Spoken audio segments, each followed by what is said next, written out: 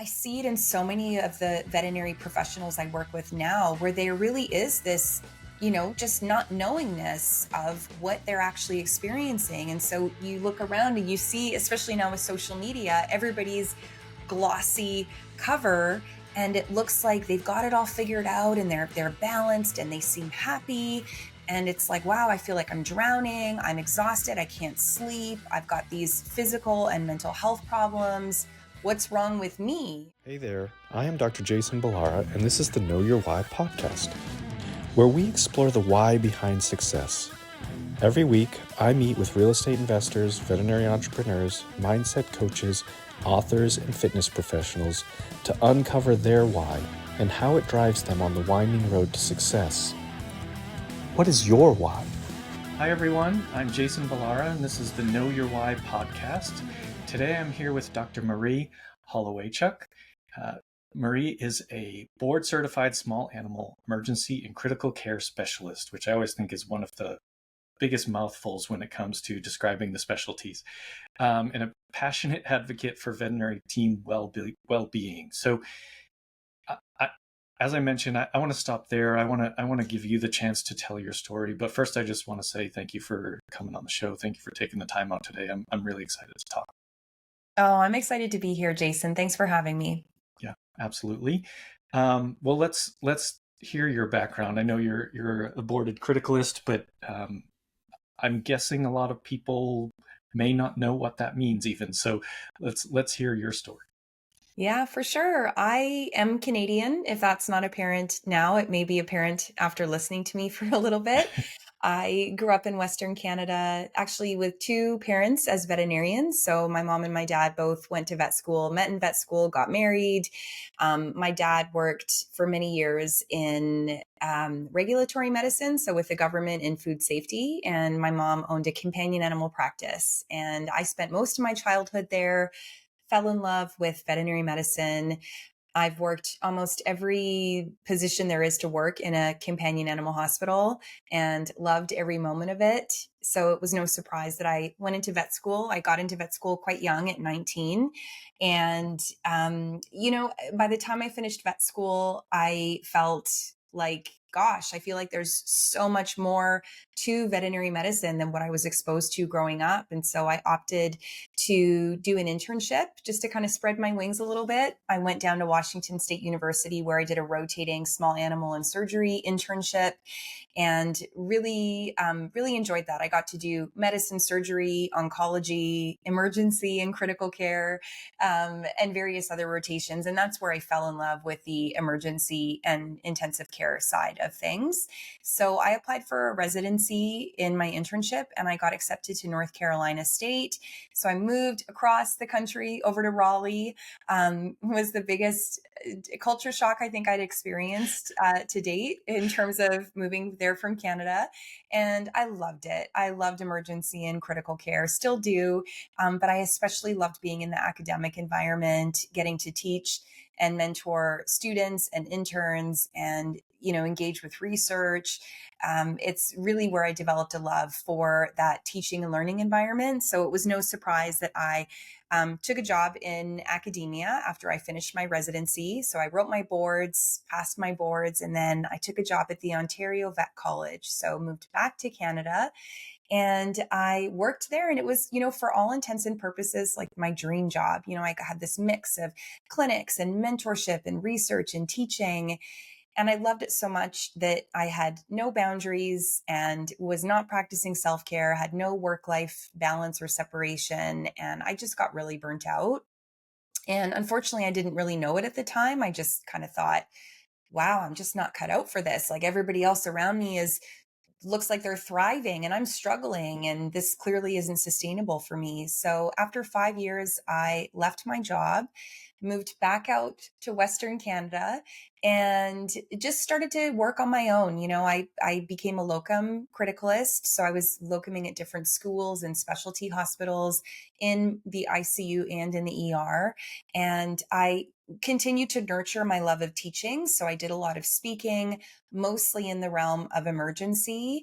And I just continued down this road of workaholism and burnout. And it just kept catching up with me. And I think for anybody out there who's a business owner, an entrepreneur, it's like you leave your 9 to 5 to move into this 24/7 job. And I didn't realize it at the time, but I was just setting myself up for this cycle of, perpetual burnout. And I had some big mental health challenges that really ultimately forced me to have to take a step back and make some solid changes in my life. And it was after that that I started to recognize, like, wow, I'm not the only one in our profession that's struggling. And there's some really great tools and strategies here that have helped me that nobody else seems to be talking about.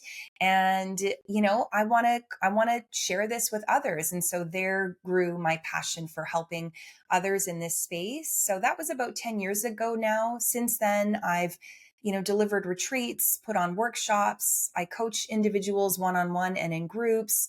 I still do a lot of speaking and I still practice. So it's just a great, plethora of projects that still keep me engaged and really trying to help and grow this wonderful profession that we're in. Yeah. So many things that you said are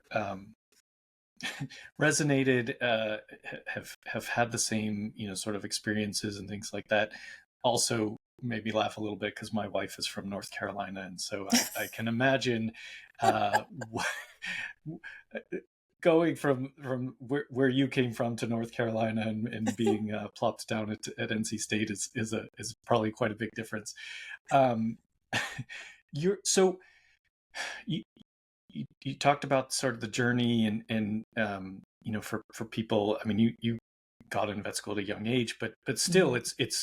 it's essentially a decade of sort of training and hard Mhm. work to become a specialist, right? And so you did all that stuff, and then found that when you said you were in academia and you were feeling the burnout and looking around you at all the people that seem to be thriving, I would guess, and I think you'll probably agree with this, that's the illusion that people like to Mhm. display, but not, I'm sure you've experienced now, not likely the case. Probably most everybody around you was feeling the same uh, levels of struggle and things like that. Mhm. What do kind of knowing what you know now, having gone through a bit of a transformational journey, and we'll talk more about that. But if you can go back to that time Mhm. where you looked around and thought, uh, like, this must just be me. What things were you experiencing in that were actually kind of making you feel that burnout? I know you said, you know, um, not much in the way of boundaries, and I think that is Mhm. a big part of the veterinary culture. Is one of the things I've luckily have stayed away from, but I've met plenty of vets that are like, yeah, I give all my clients my cell phone number, and I'm like, Mhm. what? What? Who does that? Like, what other industry does that? Like, you don't go in like to the grocery store and your cashier's like, yeah, here's my number in case you need, the groceries aren't right. Like, it's just kind of a crazy thing, but it's crazy, but it gets done very frequently. Yeah. Like, that's not an unusual piece. So what Mhm. did you experience kind of in that time that made you ultimately leave academia? Mhm. It was such a challenging time for so many reasons, and it's multi-layered, right? I think there were things that I was doing that weren't helping me, that were perpetuating the burnout, and so case in point, when I was on call, which was 50% of the time, because I had one other criticalist, there was two of us on faculty at that time. So one of us had to be the go-to faculty person.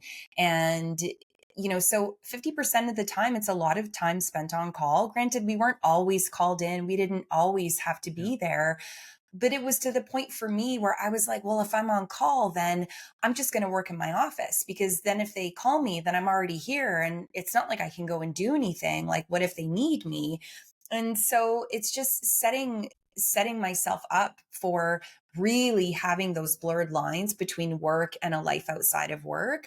So, I think there was that piece of it. I think a lot of it was at that point in my life, had spent so much time dedicated to trying to get into veterinary medicine, then getting in and trying to excel, so that I could, go on to do other things afterwards. And then working Yeah. so hard through my residency, it was a tough patterns to break. And so I had set up this feedback loop of, well, I feel good when I accomplish things, whether that's like submitting a paper or, figuring a difficult case out or creating a new lecture for the students. And so at that point, it was like all of my worthiness and my accomplishments were being derived from this. So it was this like feedback loop. I used to, refer to this as like the hamster wheel I couldn't get off of. Like I didn't see a way out of it.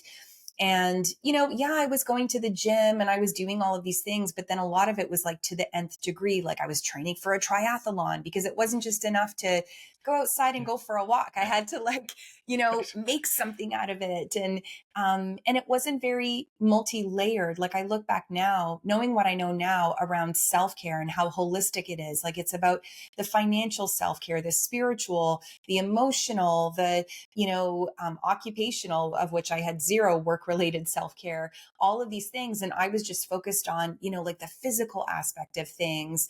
I wasn't getting enough sleep. I wasn't engaging with a mental health professional despite having mental health challenges.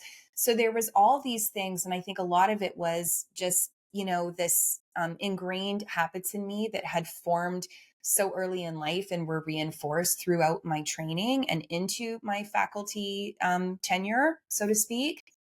And then also just the lack of knowing. I mean, I graduated 20 years ago now, back in 2004. We had zero training in communication, really, aside from like a few hours one Yeah. afternoon, and absolutely no training in professional well being or personal well being. So we didn't talk about what burnout was. I didn't know the signs. I didn't know what to do if I experienced it. I didn't know what stigma around mental health was. All of these pieces that I just wasn't informed about. And so I see it in so many of the veterinary professionals I work with now, where there really is this, just not knowingness of what they're actually experiencing. And so you look around and you see, especially now with social media, everybody's glossy cover and it looks like they've got it all figured out and they're balanced and they seem happy, and it's like, wow, I feel like I'm drowning, I'm exhausted, I can't sleep, I've got these physical and mental health problems. What's wrong with me? Well, clearly I'm not cut out for this job, and therefore, I'm going to go somewhere else. And we see this among professionals that, jump around to different jobs in the Mhm. veterinary space without really getting to the root of what's actually not working.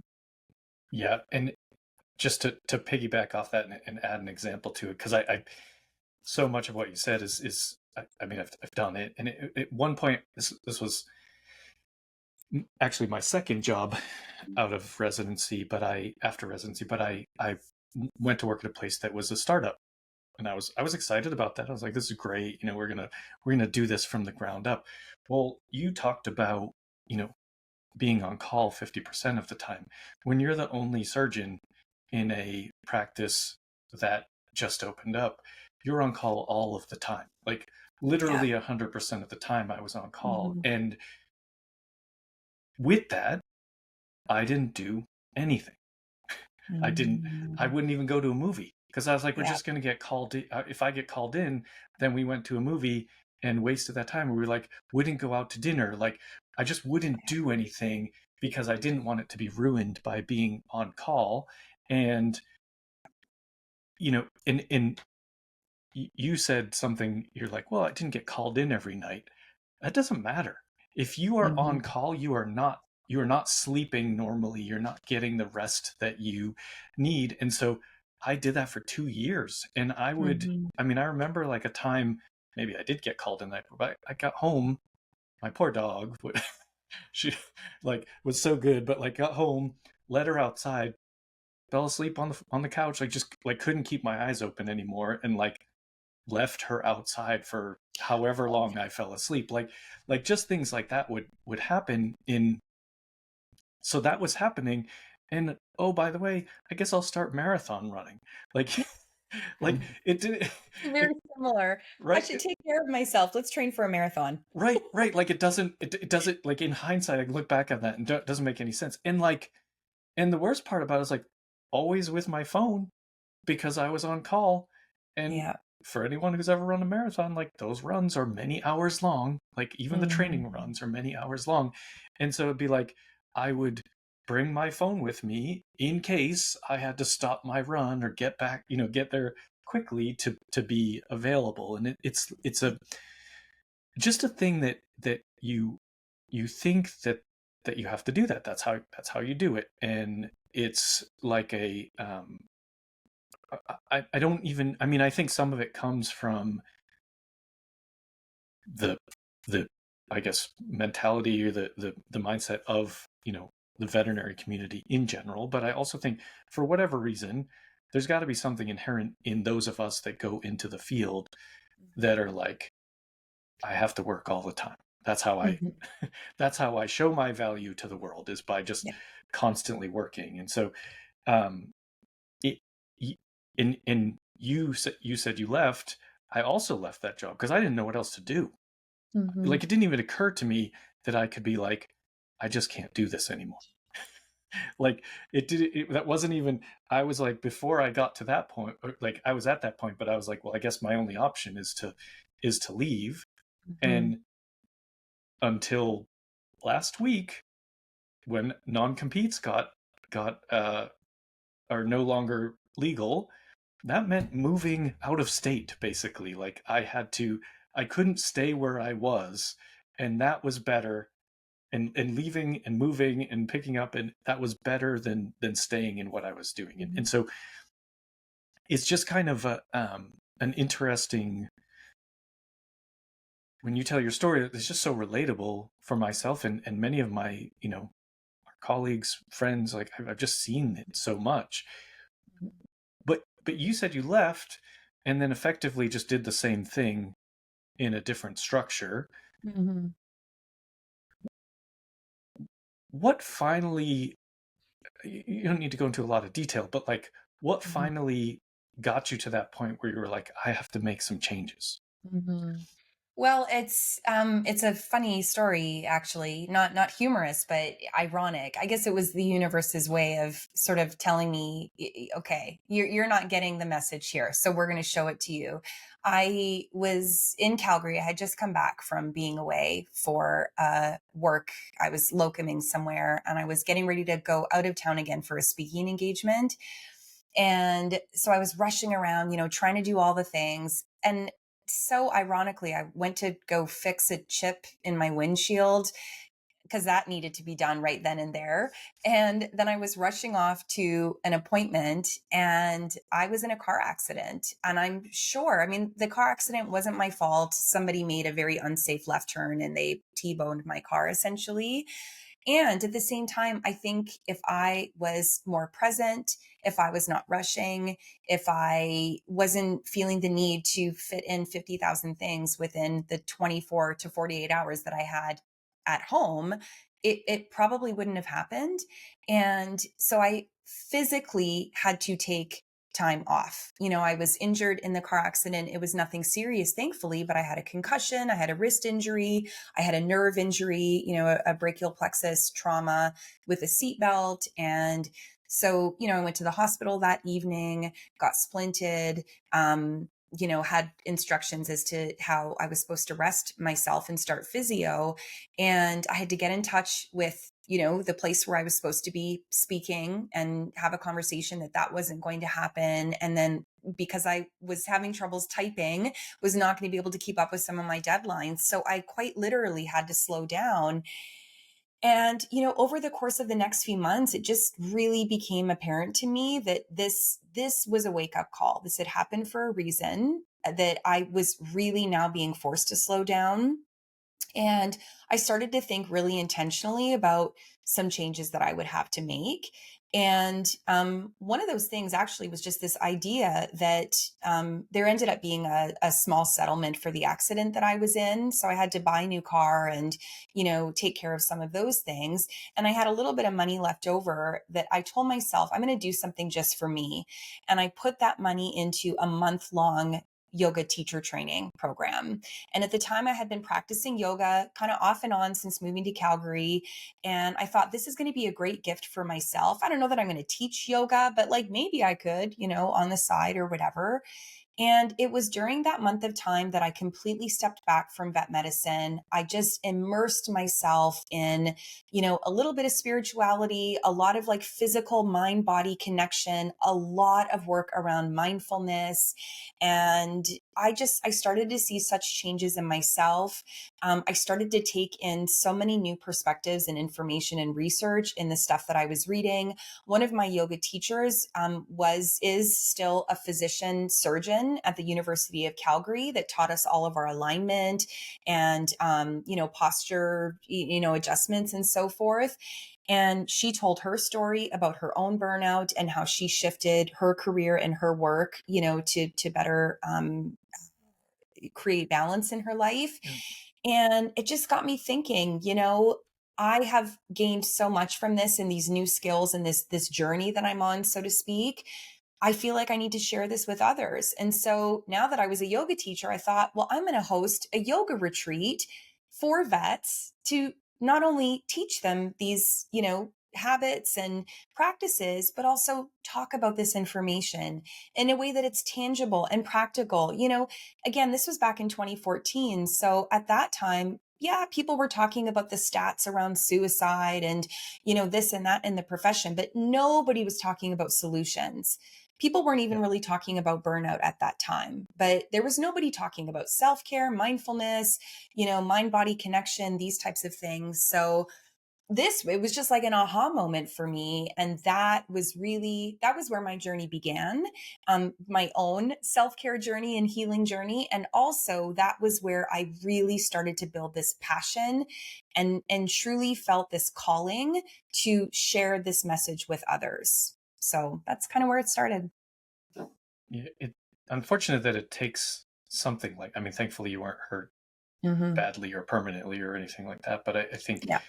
it is unfortunate that it sometimes takes something like that happening. Like, Hmm. I mean, it would oftentimes like talk to people that have figured out that they were kind of in that challenging space, and it's like then they have had some moment, something, and unfortunately, Hmm. a lot of times it's an accident, it's breakdown, it's Yep.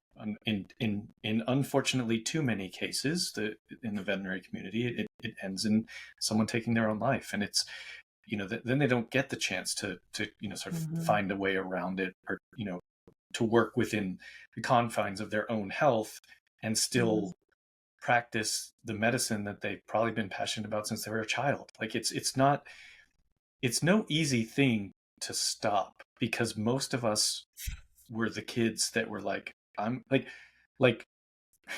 lots of kids say they want to be a vet when they grow up because they like Hmm. animals, but we actually did it. And so it's like you actually were in like excited about this sometimes since you're 4 or 5, 6 years old. I mean, it's like I I don't remember wanting to be anything else as a kid. Like I Hmm. really don't. And so it's not no simple thing to say this was my lifelong dream.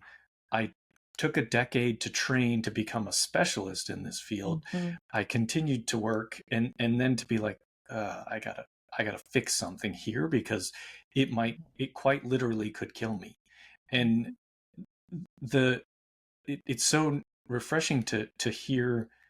I agree. I think you recognize this early, or spoke about it, very early, because it. I think, if I'm remembering correctly, I don't think Not One More Vet formed until 2018, I Hmm. believe. Yeah, it was years later. Yeah, In 2014, that was when Sophia Yin passed away, who died by suicide. And I think that was really where the conversation started amping up. They had just been doing some research in the UK that had come out, and it was still not really on the forefront of people's minds. Mhm. And so I think it was after that that it really started to um, become more of a topic of conversation. And thankfully, over the last several years, there has been much more emphasis on solutions rather than statistics, Yep. which I think is much more healthy and proactive and supportive for Yep. the veterinary community. Yeah. I mean, being a Mhm. statistic didn't help you avoid being the statistic. So That's right. it's we do need solutions. We do need ways to work, and it's I mean it's generational. We both apparently both graduated from vet school the same year. Mhm. I didn't start vet school when I was 19, so I'm still older. But I'm guessing that you know, we were trained by probably the same generation, and Yeah. very much the mentality was like, this is how I did it, Mhm. so now you do it that way, and then the Mhm. people that you train will do it that way, and Mhm. um, you know, to some degree, there's been, I think, over the last 4 or 5 years, there's been a pushback to continuing to have resident or interns and residents working at the number of hours that they did, and I Mhm. think one of the interesting things was I always going through it, like in vet school, I wanted to be a surgeon. So it's like, I got to do the residency. I got to do an internship. I got to do a residency. And you think that you're going to do all those things and then it's going to be easy and okay.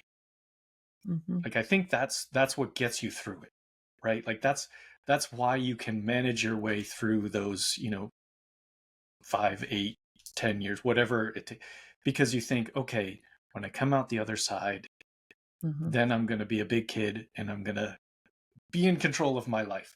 And it doesn't change. It's no different. Like, it's you make more money, but like, in terms of quality of life, I don't feel like it really substantially changed for me Mhm. once I got out of my residency, unless I made it. And it wasn't Mhm. until I made it, you know, like when I'm not going to do on call. I'm not going to, whatever it is, like you Mhm. at some point, but the idea of saying those things is so foreign to a lot of Mhm. us, and it's changing. That's which is good, a good thing. But the Mhm. idea of sort of setting those boundaries and saying like, no, I'm not going to come in at 2 a.m.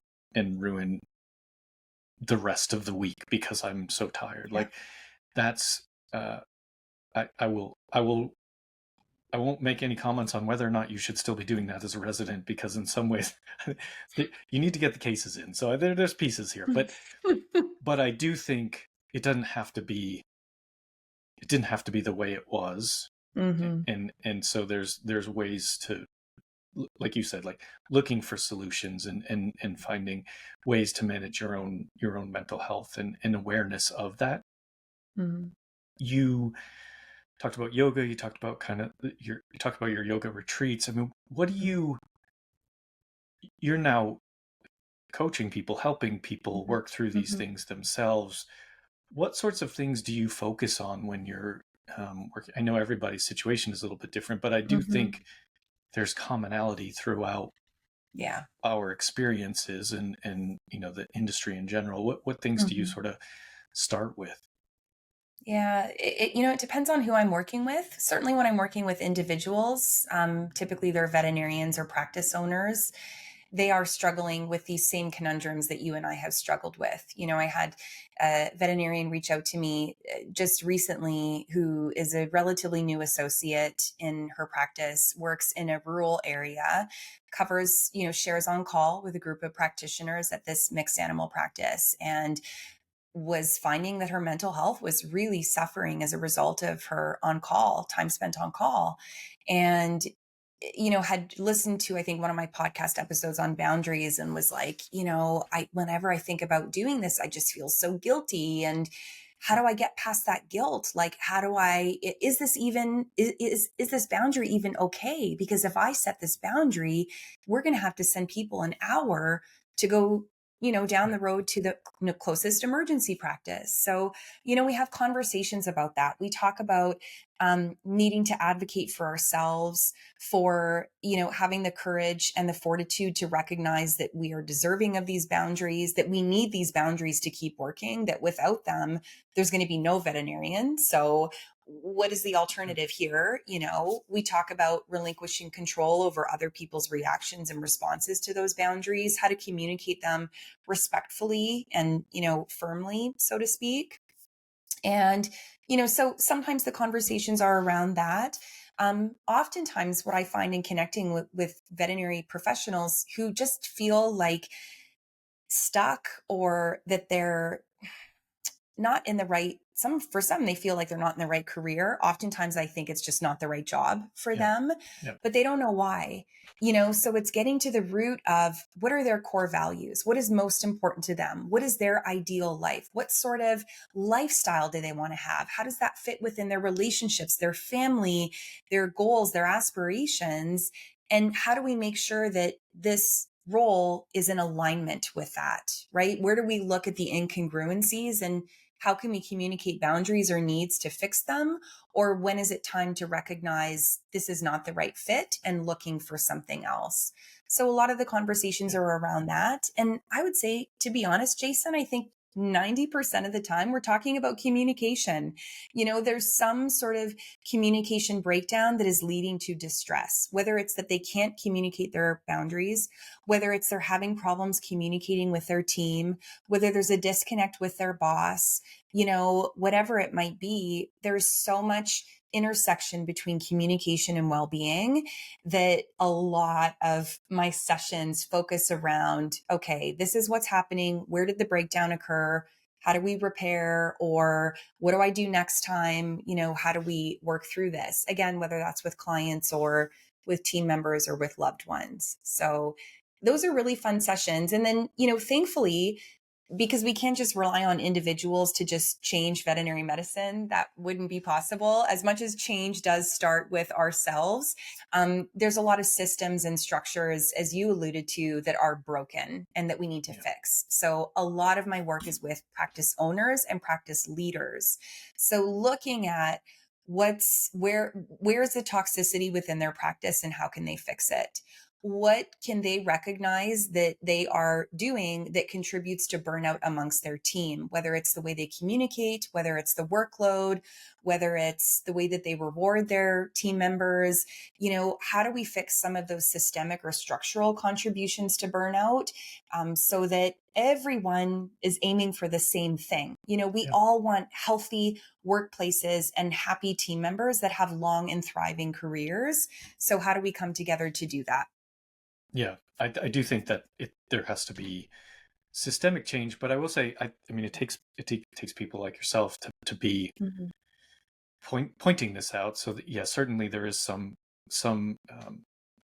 real work that needs to be done. But Mhm. I wonder what you think about, and I'm actually not sure how, if non-competes are a thing in Canada, but the ruling here in the U.S. is essentially that just recently made non-compete clauses illegal for, it's not specific to veterinarians, Mhm. but it is very relevant to veterinarians in terms of, the jobs that they have, and being, as I mentioned Very. before in that story, like we were living in South Carolina. Like, I had to Mhm. leave South Carolina if I wanted to have another job. Like, there was no other place I could have gone in South Yeah. Carolina that would have been far enough away to, Mhm. sort of escape that non-compete clause. Mhm. Um, Funny enough, I moved to Houston, had another non-compete clause that applied to both, or to Houston, Austin, and San Antonio, because they owned practices in those areas. So once again, would have to leave the state basically to leave that job. Mm. I think that the removal of non-compete clauses should help this, because What? Mhm. people won't, like, you won't have to feel trapped in a job simply because you don't want your Mhm. kids to have to move away from their school or to be away from your family or whatever. Like, there's a lot of reasons why people don't want to move, and so they might stay Mhm. stuck in a scenario that Mhm. it, as you said before, like it may not be them. It may very well be that job, and this Mhm. may incentivize business owners, practice owners to Mhm. create a more compelling environment to work in for Mhm. employee retention. Like Mhm. instead of them just being trapped there, like now they work there because they want to. And if you're not Yeah. creating that environment, they're going to go down the street and work for someone who is creating that Mhm. environment. And that Mhm. should be a bit of a wake up call, I think, to Mhm. business owners in general. 100%. It's so interesting that you bring that up. I actually wasn't aware of the law that had been passed. So I do listen to the US news. It seems to be dominated by other news stories these days, which I Yeah. won't get into for the sake of not wanting to get into politics. Yeah. But yeah, non-competes are very much a thing here in Canada as well. And this has been a topic of conversation I've noticed much more predominantly in the different conferences that I've attended over the last year. There have been some conferences where there have been campaigns. I wore a button at one conference that said non-competes suck, and I wore it very proudly as a Yeah. well-being advocate because I agree with you. I think there is tremendous overlap between this sense of being trapped or stuck in a job and not having that latitude to change jobs or shift into a different aspect of vet medicine. And I'm not going to be able to quote the exact study, but there was research that came out last year, newer survey-based research to demonstrate that one of the big contributors to distress among this population of veterinarians that was surveyed was this lack of ability to move to a different job. So whether that Yeah. was because of a non-compete, whether that was because a partner was in a job or, like you said, kids in school, whatever it might be, elderly parent who's in a home, this is a real thing. This is a big Mhm. thing. We need to feel a sense of autonomy in our job in general, but also in our lives, that we Yeah. feel that we've got choices, that we've got, opportunities. And so there is distress. And I'm not saying non-competes are the cause of all issues when it comes to well-being in vet No. medicine, but I do think that that was a big contributor. And certainly just talking with people, connecting with people. I can't tell you how many times in our specialist moms group on Facebook that we had special, moms that were, had families that were specialists, are specialists, popping into the group and saying, I couldn't take it anymore. I had to leave my job and now I'm riding out this non-compete. Yep. What do I do? How do I make it work? Like, my partner is here, my kid, just I get goosebumps just talking about it because it's so unnecessary. Um, the fact that companies were able to follow through with these non-competes, and as you said, some of them just astronomical geographic radiuses. I mean, it hurts my heart, and I know that people have been impacted by that. And I do have hope for the future now that it sounds like there's a law that prevents this from happening, or at least from companies being able to, follow up or penalize individuals in this way. That people do have a little bit more freedom to find another role or another job if their current situation is not serving them for whatever reason. Yeah. Yeah. And I don't claim to know all the legalities behind it, but it's Mhm. definitely been in some of the headlines. Maybe because I'm a veterinarian and veterinary specific headlines, and it is certainly a big deal. I live in California. Mm. There are no non-competes in California. So that was the Wow. first time, like, I mean, I've lived in Massachusetts. I've lived in both Carolinas. I lived in Texas. Hmm. Moving to California was the first time I didn't have a non-compete in Wow. any of my jobs as a surgeon, which Hmm. again had to leave states. Like it wasn't an option to get a different job in the same city. And Hmm. um, I think that it'll be it'll be beneficial for a lot of the reasons we talked about. And I would say, as you were kind of talking through, as another thing, like it doesn't even necessarily have to be I don't like maybe that someone doesn't like the job that they're in. It could just be Hmm. like a lot of the non-competes are like 50, 60 miles. Like you may just not Hmm. want to have to you might want to move your kid's school to one town over, and like there's just a lot of scenarios where it could be a real issue, and it's sad, but I know the same. You mentioned people that had to get out of a job, and so then they just don't work, or they do Mm-hmm. relief in where they have to travel and stuff like that because they can't Mm-hmm. move for other reasons, and they're just riding out. And most of the non-competes as specialists is 2 years. Like it's Yeah. it just shouldn't be that encumbering. Like I get the reasons behind them, but there's got to be something in the middle. I Um, agree. And it's such a shame, with the shortage of all veterinary personnel, what it is today, yeah, and that includes specialists in a very big way. yeah, There's just no reason that we should have specialists who want to be working, who can't work. And we can get into the weeds of why non-competes don't make sense. I think there's certainly, you can have policies around, please don't steal our team members. I think that is right, a fair right, policy to enact. Maybe you have a non-disclosure agreement if there's some special trade secrets that you have that you think nobody else in vet right. medicine should know. But this business of not being able to work elsewhere, it goes back to your point, Jason, where you said if they can't create a work environment that makes their team members want to stay, and those team members choose to leave, that's information for them to take in and to learn and to better themselves as a practice or as a hospital. I don't think that the onus should be put on the individual, but No, I we're agree. clearly on the same page when it comes Yeah, to this. and I think I think it empowers veterinarians and veterinary staff to also to value themselves more. To Yeah. I like I took this job because I just finished vet school and I thought I had to, and like they've never given me a raise, or whatever the case may be, Mm-hmm. and they're like, but I can't leave because I don't want to move, X hours away or whatever, X miles away. It just, it allows you to sort of recognize your own value to a practice, and you Mm-hmm. shouldn't have to stay there because like the way I look at it, and this just not because I'm in California, but like if any of my techs leave, it shouldn't be because they don't like working for me or they don't feel valued working for me. If they Mm-hmm. do, that's my fault. That's not their fault. 100%.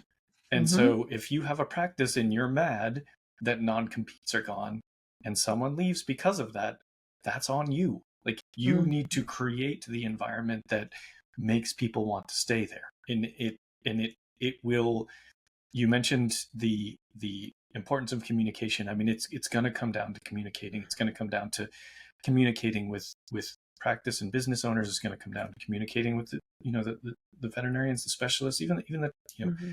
technical staff don't usually have the same limitations, but still, it's just something to allow people to really recognize what their value to the Mm-hmm. profession truly Mm-hmm. is.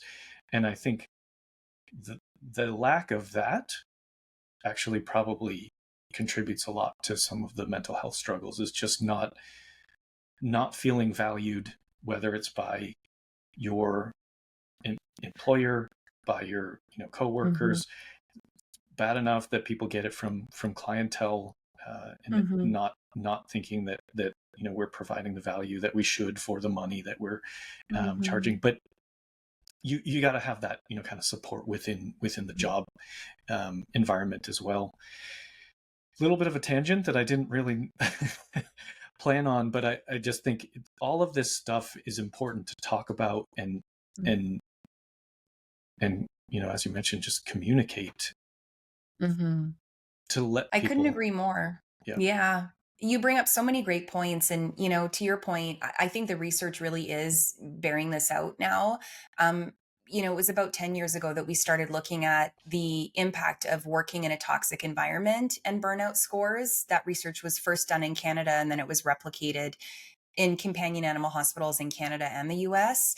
And it's very clear that if you perceive that you work in a toxic environment where there's, lack of open and healthy communication, whatever it might be, then your burnout scores are higher. You yeah, also have lower job satisfaction. So you're more likely to want to leave your job.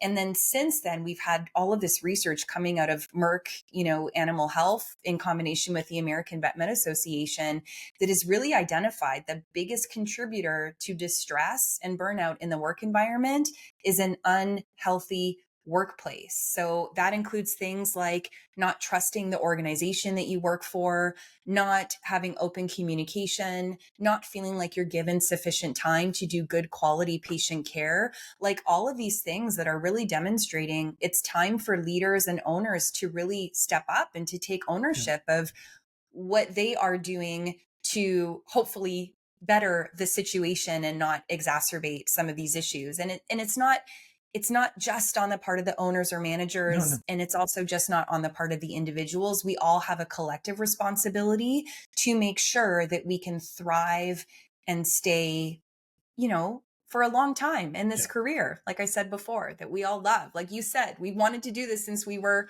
5 years old. Right. So let's keep doing it.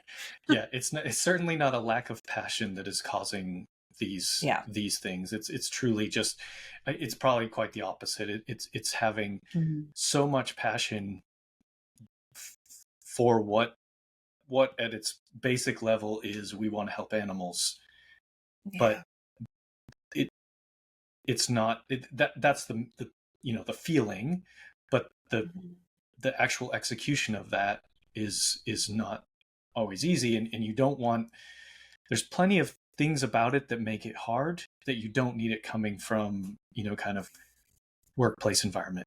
I think is Mhm. just, there's so many other things that contribute to making medicine hard, and I would extend this likely to other industries as well, whether they be Mhm. medical, or it's just being able be to have a good culture at your workplace. We spend generally more time working than we do, sleeping or with our families in a lot of instances. So it's just kind of, you, you better make that a good portion of the day. So, Yeah. um, I, Maria, I don't want to keep you all day, I happily talk to you more and more in the future. But I do want to ask you the questions that I ask every guest.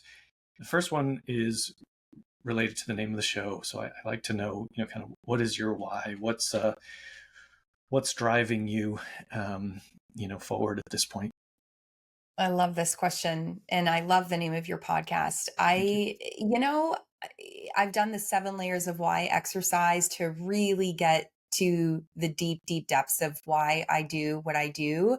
I've always said that my mission is to improve the mental health and well-being of everyone in our profession. And why I do that is because at the end of the day, we as veterinary professionals taking care of pets who give Yeah. so much joy and health to their families, I think we are having such a broad impact on human beings as a whole and our happiness and longevity as societies and nations. It's such important work, and I just feel so called to support it. So Yeah. And yeah. this is my stupid little slogan that I don't know, maybe someone else has said it before, but I think on this theme here, like, we help more vets, then we can help more pets, because it just, we look at veterinary medicine as this, like, industry that's strictly built to help animals, and sure it Mhm. is, but like the extension of that to their owners or public health or whatever you want to Mhm. say, like, if we're losing people from this profession because of mental health and stress, and it frankly just feeling not worth it to them, that's not just going to impact vets, that's going to impact everybody that's kind of has anything to do with animals. And so I think it's, like I said, it's a silly thing, but I think the message of it is very real. Like, if every vet Mhm. that you can help, exponentially how many more pets will they help? And so you keep them engaged and passionate about what they're doing. Like, it just, it's a at its base level, it's a math problem. It really. That's right. um well, I always like to ask, tell us something about yourself that isn't common knowledge, a special skill, a hobby, anything to let listeners know you better. Oh. Well, I have played a lot of musical instruments in my life. I played the violin growing up. I was in the Edmonton Youth Orchestra, Cool. and I've also played the standing bass, the oboe, the ukulele, which I still tinker with at home from time to Yeah, time. The drums, I love music. It's a big, big part of my life. So, I love it. mhm. Me too. I am not. I have never been classically trained or officially trained in anything. Just love, playing around with a guitar or something. I want to learn piano. We have a piano that no one in my house knows how to play, but I insisted that we have it there to expose the kids to it, and someday I will take lessons as well. Yeah, I love that. When people hear this and they want to reach out to you, what's the best way? Oh, I mean, people are always welcome to email me. My email is info@marieholowaychuck.com. I'm also on LinkedIn quite a bit. So that's, I think, a space where a lot of veterinarians hang out. So they can find me on there and follow me, connect with me, send me messages. Always happy to connect with people in this space that are passionate about mental health and wellness. Perfect. And we'll put all that in the show notes. My last question for you is, what advice would you give? Someone hears this, they're a veterinarian and in maybe feeling like they're struggling a little bit, probably in Mm. that same scenario where they're looking around thinking everybody is doing just fine around them. What would you tell them is a good starting point to kind of get themselves back on track? Yeah, I think, there's so much shame wrapped up in our inability to function as successful veterinarians or be the best mom or dad or whatever Yeah, role that we see ourselves in, and that makes it really hard to reach out. Shame is a very isolating emotion, and so it would just be the simple advice to just reach out to somebody, talk to somebody. Maybe it's your partner. If not your partner, maybe it's a colleague or a mentor or a friend or a classmate, somebody who you trust. I think when we can speak these feelings out loud, I'm feeling stuck. I'm feeling like I'm not doing a good job, that I don't belong, that I'm struggling.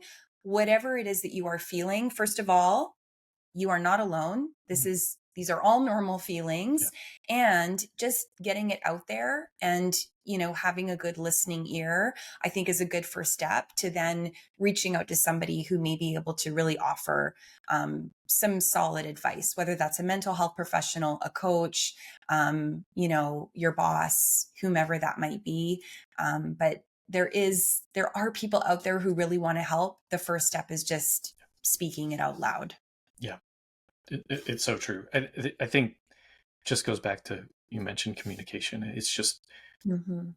finding someone, and now they can reach out to you, can reach out to me if you want. I'm probably not as good at this as you are, but I'm happy to be a resource for people, in the sense that, you know I do think we've all probably faced it at some point, and had to make, hopefully made some adjustments to be able to manage some of that stress. So I very much appreciate you coming on the show today.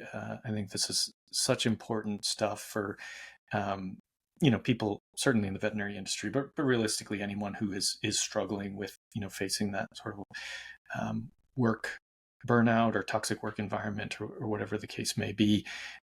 Or maybe you're a business or practice owner that wants to make sure that you have created that environment for, the people around you. So thank you for being here and going through some of this with me. I would love to get you back on again, because I think there's so much more to talk about. But yeah, thank you very much, truly.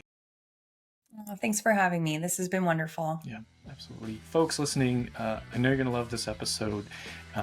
Please connect with Marie, and please like, rate, and review the show so we can get more great guests on. And thank you all for listening. Hey there, I am Dr. Jason Ballara, and this is the Know Your Why podcast, where we explore the why behind success. Every week, I meet with real estate investors, veterinary entrepreneurs, mindset coaches, authors, and fitness professionals to uncover their why and how it drives them on the winding road to success. What is your why?